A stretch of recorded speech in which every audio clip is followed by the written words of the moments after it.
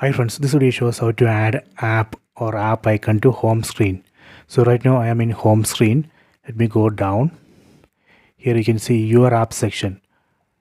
In this section I want to add Netflix. See, Netflix is missing here.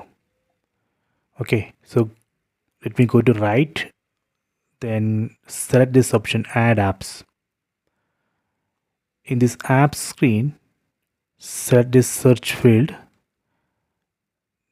Let me search for Netflix.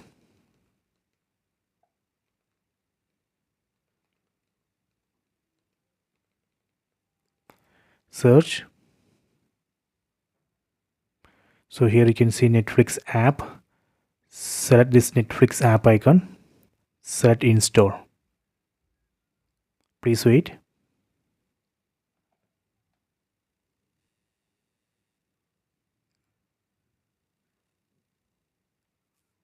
Okay, installed.